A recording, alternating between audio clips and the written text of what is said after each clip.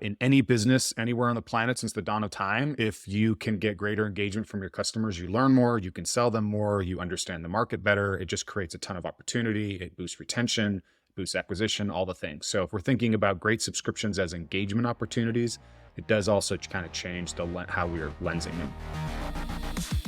Welcome to the High Voltage Business Builders Podcast, a show where we interview high voltage entrepreneurs growing and scaling through e-commerce, real estate, and other wealth without Wall Street ventures, showing you the path to making your first or next million.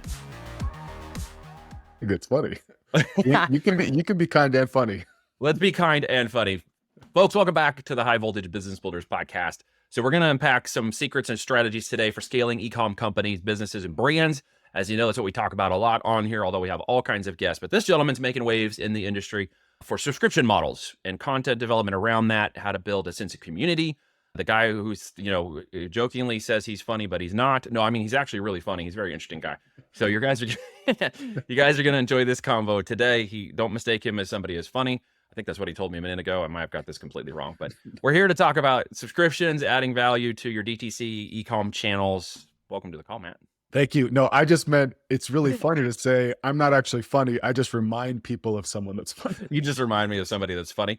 Yeah, that's cold, man. That's not being kind at all. If you guys are listening to this, his shirt says "Be kind" on it, so I'm trying to be nice to me. No, look, if you make me laugh, we'll be friends, and I don't care if you're making fun of me, because if you can't laugh at I learned a long time ago, if you can't laugh at yourself, life is just really long. And there's really laughing at yourself, and then there's what people call self-deprecating humor, which you got to be careful how far you take that, because then people are like, "Whoa," you're like, "What did he just say?" Yeah, you got to have some fun in life, and I do the same thing too. So, well, let's talk about you for a sec. Let's get into some ideas and some concepts around subscriptions and the business of building value and recurring revenue, which is really the biggest component. And obviously you got some things to share with people today. So let's start in just a little bit. So give me your first, 3 big things, let's say, that someone who is in the DTC or e-com market and wants to drive continuous revenue through subscriptions. What's the first 3 things you want them to know about this? Yeah. So the first 3 things are going to come down to, I think, really the main thing is that great subscription programs start with acquisition.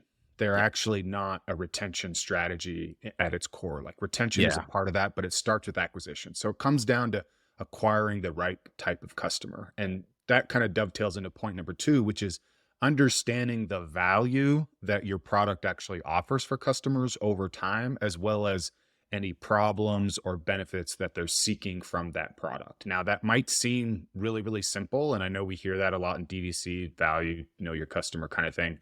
But honestly, that's actually one of the biggest shortcomings I see with brands, is that they're not getting really into the weeds under what people really want from that program. And we'll talk more about why that's so important. And I think ultimately the third thing is not overcomplicating it. So great subscription programs are really just an opportunity for engagement. So in any business anywhere on the planet since the dawn of time, if you can get greater engagement from your customers, you learn more, you can sell them more, you understand the market better. It just creates a ton of opportunity. It boosts retention, boosts acquisition, all the things. So if we're thinking about great subscriptions as engagement opportunities, it does also kind of change how we're lensing them. So it gets down into the value of the acquisition for a customer. What are you willing to pay for that customer compared to what someone else is willing to pay for them? Obviously providing a good product or service for your subscription. And then obviously providing some customer loyalty or back-end or opportunity for them to see continued value and keeping that subscription over 3, 6, 9, 12 months, right? Absolutely. For what we consider to be more a customer lifetime value. What are you shooting for in terms of that loyalty and value? Are you going on a 12-month, 36-month? Where do you value the greatest position with subscriptions? I mean, honestly, I think anything getting over a year is pretty powerful. Most subscription programs have decent churn is 5 to 10% a month, which is still actually looking at you're churning somebody in about a year, depending on how you're looking at it. So I think anything that can get over a year is pretty great. And what is that value to you in terms of what you're targeting or what you see for your clients? Is that a $300, $500, $2,000? What are you shooting for? Yeah. I mean, typically, your average order value for e-commerce is around $50, which I kind of hate averages because that most people are either the $30 or the $70 or $80. So 50 is kind of in the middle. So you're typically looking at something that's going to be north of 500. So we're looking at $750 to over $1,000 for a lifetime value for a customer.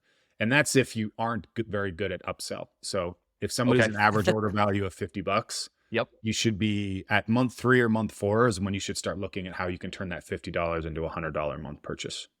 So if we're looking at that AOV, we're looking at that 500, 750 over 12 months. Which platforms, or does it matter to you which place that subscription is actually occurring? You know, on Amazon, there's subscribe and save for those who are in there. And then there's, of course, DTC subscription-based models. What is it? Is it varied by platform for you, or is it kind of It does. across I the mean, board? I don't have a ton of data related to Amazon stuff because the clients we typically work with are on WooCommerce or Shopify. And so that's the data that we see. But I mean, ultimately, it really doesn't matter if you feel like you're getting great engagement and value from a customer, you're making money. Like that's really what it comes down to.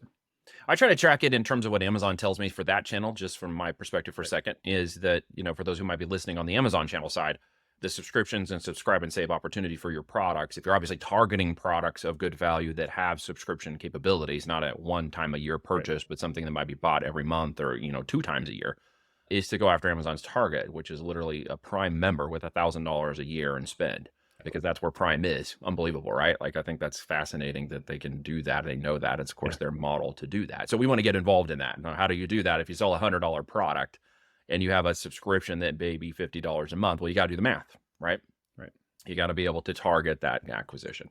So first acquisition for a product and stuff, what are you willing to pay to grab that first person in the confidence you now have with what you're doing to upsell them and get them into longer term subscriptions? Yeah, I mean that is actually a little bit of a trade-off depending on how confident or how good the brand is at the upsell opportunity and that engagement standpoint. Like I mean, we work with a lot of smaller brands where if they're not breaking even on the initial purchase, it really doesn't make sense because most subscriptions are coming with a 10 or 20% initial discount. So I often look at it like you should be comfortable either breaking even or losing just a little bit of money on the first initial subscription purchase if you know that overall you're driving like retention from customers, right? So if like I'm losing 20% in month 1, then I'm willing to lose maybe 20% on most of my orders because that's being offset by the rest of the group that's hitting month 2 and month 3 and month 4. If I know I have a really great program, I'm willing to give up more. But honestly, the best programs I see aren't operating at losses initially. They're actually like, I mean, there are a lot of really bad stories in the space, like within the fresh food, like that's one of the most popular ones. But some of the best like subscription box programs and subscription programs they just get really, really good at knowing their customer. And so that they're not actually like waiting for month 6 or month 7 to be bought back on the acquisition cost. So is it possible for any product or service to have a subscription? I think anything that has any kind of regular consumption related to it, even if that's, I mean, I've seen subscriptions for pillowcases, right? So like you know, you should be, Neil, do you know that you should be switching your pillowcase out every year and your sheets? Like that's, I've seen. And you hit them with all the bacterial reasons and bed bug reasons why down. they need to buy a new one, and you freak them out. And so they're like, they buy 2 more. Right? Exactly. And then there's things like auto ship for like filters and replenishment, things like that. And then even within services, I think ultimately like SaaS and digital goods are the forerunners of a lot of subscription services, as well, like newspapers and magazines and stuff. So I think it's an opportunity there. If again, I always say like it comes from an engagement standpoint. So if there's something that I could sell that allows me to engage more with somebody in a way, like if I'm normally selling a $5,000 coaching package and people aren't willing to buy that, but I have a group you can subscribe to for $20 a month and you just get some free knowledge in the group, right? Like I can make an alternate subscription model with something like that allows me to then nurture people as leads for my big ticket items. Yeah, downsell or cross sell or upsell based on, you know, their needs or price points or needs. So I'm going to throw you a softball or a question a little bit, but I'm going to switch gears for a second as well. How did you get into subscriptions in the first place? Like, actually, let's go back one layer deeper than that question. Let's go back to Matt personally. Yeah. Were you in a well-to-do family? Was your dad an entrepreneur? Was your dad a blue-collar working guy and was dad and mom at home? Like, let's a little bit of your story to give us some insights. My parents got divorced when I was a kid, and that was kind of tough. Growing up in California, everybody that I was around had more stuff than we did. You know, single mom kind of. So my mom, in a sense, is like an entrepreneur. She had to go back to school. I mean, figure out a career, all those things. For me, it's, you know, I've had some personal stuff in my life that has made it like, you know, my own adversity and things I've had to kind of overcome and work through. Subscriptions is not the job that I dreamed about as a kid wanting to get into or anything like that. I mean, honestly, my previous job I've always loved e-commerce, I should say. So I've always loved e-commerce and marketing. And before I got into subscriptions, I was doing stuff for logistics. So shipping related to e-commerce. And I got tired of working for people that I felt like I didn't have enough say in how the business was being run. It was kind of one of those put up or shut up moments. I can be the guy who's always complaining about the ownership team, or I can be the guy who goes and joins a team and Gets it done. Yeah. gets it done and be responsible for that. And so I've had to learn first. So yeah, I met the founder of QPilot, David, looking for a marketing partner. And so we kind of like that whole dating process of meeting each other, talking vision. And QPilot is built from a logistics. So QPilot's a SaaS platform that helps e-commerce companies, and it's built from a logistics standpoint. And so Okay. having a logistics background meant that David and I really understood each other and what the goal was. So that's kind of, yeah, so I kind of went all in on it because I just love the space, the innovation. For me, it comes down to engagement, the ability to deliver on value, understand what customers are want. There's a lot of data and subscriptions. Yeah, so it's a really cool market. And I think the future of it is really, really exciting. We're in a world where it's becoming, I mean, I pre-ordered some Uber Eats before this recording, so it'll show up when we're done.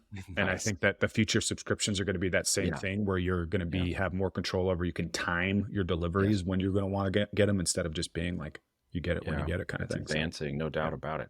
So, question about on the personal and entrepreneurial side, if I might, for a moment. Yeah, of course. What was some of the best advice you got that helped you overcome some of those challenges of not having that, structure and the family structure to help support you along the way? What's some of the best advice you got? Yeah, some of the best advice relates to, I think, an ownership mentality in the sense of instead of thinking about waiting for somebody else to figure it out, you need to Yeah. be the person to figure it out. If you want to do something, like I have a partner who started the business. And so it took me a while to kind of get to this point of where it's still okay for me to just go do it and also tell him, hey, I think we should be doing this, not this other stuff. And this is Yeah. why, and not Yeah. wait for him to, it's not like I'm giving him data so he can make decisions. It's no, I've been looking at all this and this is what I think we should do. This is the opportunity. Like QPilot started on WooCommerce and we were looking initially at our next integration as Magento. And it took me a while to just, instead of trying to convince my partner that Shopify was better, it was, no, this is what we should do. This is what I want to do. And so that's one thing. I think the other thing is, I think there's a little bit of I don't really like a lot of the entrepreneurship culture where it's like stressing this, how you have to just go hard all the time. The I hustle have and a, grind mentality. yeah, I have a running background, and anybody that's ever done running knows you're never going to be as fast as the fastest person. Nope. You can't always train the way other people train. You have to learn what works for you. So, for example, my partner David can sit in one location and work for 12 hours without like blinking or eating. And there's no effing way I could do that. Right. There's Like, people of different caliber, no doubt. And the running exercise reminded me, I did a 5K one time and I ran about 6 of them before I got life challenged and forgot to keep going or just didn't finish it, which is stupid. I should do it. But I'm about 6'4", almost 6'5". And so I'm good over short distances. Like you can't do, I'm just never going to be a marathon runner like some of these guys. Right. And I remember running this race in Joplin a while back, and it was actually a 5K that backed into a 13K as part of a half marathon run. So people were running with us who were also running the 13K. And I remember like huffing it across the 5K line, right? And thinking I did great in like 32 minutes. And here comes this guy, also 6'5", just thin as a rail, just flying, like just gliding across the ground. Like he would go in like 10 more miles, 20 miles, he was going to be fine. And I remember looking at that guy going, man, there are just personal limitations that you're never going to overcome. This dude was just flying. He was like floating across the ground. And I'm like, man, that's not me. So knowing your place and all of that and understanding where you came from, where did you, and the entrepreneurial thing is a funny thing too, because it's hustle and grind mindset just drives me insane. You made that transition to a business owner mindset somewhere along the line. Where did you go from the entrepreneurial mindset to the business mindset? I mean, really, it comes down to like when I first joined QPilot, we tried to raise. So we were trying to raise outside capital and it didn't work. And so that's kind of where a big of that transformative like ideology or understanding of like, there's a greater responsibility for how the business is run. And that's the irony where I said I initially left a company because I was tired of feeling like I didn't have input on the decisions. Well, now I have all the input and all the information and understand how hard that is and how stressful that can be, right? Yes. Because there's other people's livelihoods that are also dependent. It's not just like a fun project that we're doing. Like we have a team. We have people that love their job and want to keep doing that job. And if we screw something up, it's going to adversely affect them as well. I think that ultimately the best advice I got as well as a marketer and as an entrepreneur also comes down to, instead of trying to be everything, right? Like when I joined QPilot, we were really obsessed with typical marketing strategies, right? Like, but my greatest strengths are as a content creator, analyst, research, community builder, engagement, partnerships, things like that.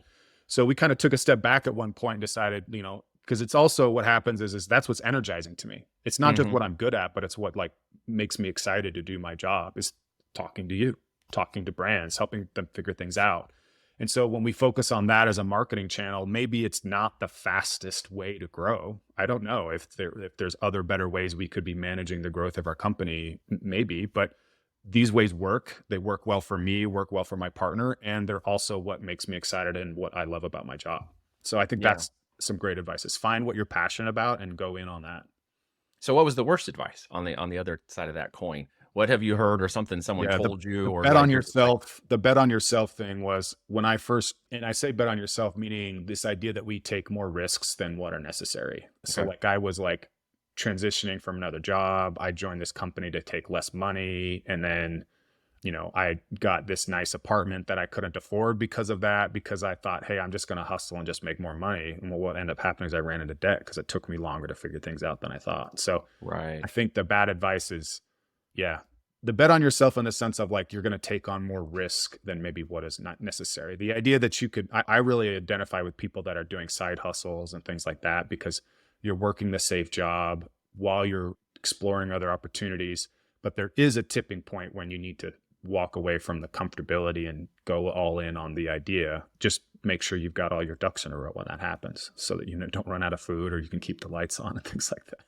Yeah, well, tenacity and perseverance are an aspect of any longevity in business, aren't they? Because a lot of people can start things. It's Right. finishing it. Exactly. It's the most difficult, right? Exactly. So what is it in your life that you feel like you're still finishing, that you're not finished learning, that you're still going to be Oh, maybe in progress for the so rest of much, your so life? so much of all of it, honestly. Like I don't think I've got things going that I think are going well, but I think there's still so much more to figure out. How do you scale that? How like, a lot of the marketing stuff we're doing, does that work if we were to double in revenue? Like, do we have to change or shift again? I'm a big lifelong learner person. There's never anything Yeah. that where you got it all figured out and things just change. So, Well, they do. And then change and adaptability is one of the biggest things we can learn to right. do to overcome things and basically persevere. Business is nothing. And we joke about this with my partner too, is that it's just nothing but a series of problems you're trying to solve in your business or for the people that you're working with in their businesses or however you do business in that nature. It's just a series of problem solving. Do you Right. agree with that or you I have do. some other input? No, I think I completely. Yeah. Keeping the lights on is one of those things to solve, isn't it? It is. So in your experience with subscriptions and why are you good at subscriptions with what you guys are doing where others might fail in the process? Where's the gotchas in creating something in subscription? Yeah, for us, it comes down to flexibility. I think most subscriptions, it's a really great space. It's very fluid right now. So I don't want to make it seem like other brands or other software programs aren't doing something similar to us because I think there's a lot of innovation that's happening. But I will say that most subscriptions are typically looked at as being inflexible. They come, Okay. they show up whenever they process, your subscription might say it processes on the first and then it goes into the slowest, cheapest mail option. And so you get it 7 to 10 days later. There's very little control over that, but it's changing. So for us, QPilot has always been built around flexibility. So our technology is built in such a way that it's really, really easy to swap stuff out. It's really easy to change shipping addresses. It's really easy to see when you're going to get something and even upgrade your shipping within a subscription portal the way you would be able to on a shopping cart. So there's a lot of stuff that we do around that I think makes it really, really easy so that people will stick around on subscriptions. And the data we have around that means this. So if a customer changes their frequency or schedule, meaning, they want to get it every 2 months instead of one, or every third Thursday instead of every third Wednesday, changing that one time is a $65 increase in LTV, sorry. And then doing that 3 times is a 200% increase in LTV. If somebody starts changing out products and they're trying other things, if you can get somebody to change out a product 3 times, Yeah. 600% increase in LTV. So the engagement increases the lifetime value of that customer's. And if you just think about it, like for me, it's like you make a lot of money in the margins, right? In the sense of you have a core group of customers that are just going to stay on the subscription, they're going to be happy. But at some point over the course of months or a year or two, they're going to want to change. Something's going to change, whether they've moved, their needs, whatever it is. And can they make that really, really easy? And when it's not, sometimes they stick around and a lot of times they don't. So just making it just really easy for somebody to change something when they need it. It seems so obvious, but it's one of the things that we're seeing is needing to be innovated within subscriptions. And then the next level is if I can get other people to try their products, right? Like add this to your subscription. Like, are you tired of this flavor? Try this flavor. Like all those types of additional engagement, you're just going to keep somebody on longer and buying from you longer. And that's really the goal with subscriptions is giving customers what they want when they want it. And then you're learning more and able to sell more into them. Yeah, no doubt about it. Well, I appreciate that. Some very good insight. So folks, if you are on the direct to consumer side and you're looking, in Shopify, WooCommerce, et cetera, you got a product, physical product or digital product, and you're looking to increase the value, the lifetime value of that customer, definitely check out the links below or above this video, depending upon which platform you're on. Please like or subscribe. So give some love and engagement. Appreciate that. Well, if you have any questions for Matt, those links will be in there on contact information. As you can tell, he obviously has been in this for a long time and knows his stuff. And if you want to drive more customer lifetime value, better engagement, and more sales and profit, check out what he's doing. Get into the subscription game. Could be a game changer for you guys in the next year. If you like this episode, please share it with people you think will enjoy it as well. Thank you for listening, and be sure to tune in next week for a brand new episode of High Voltage Business Builders.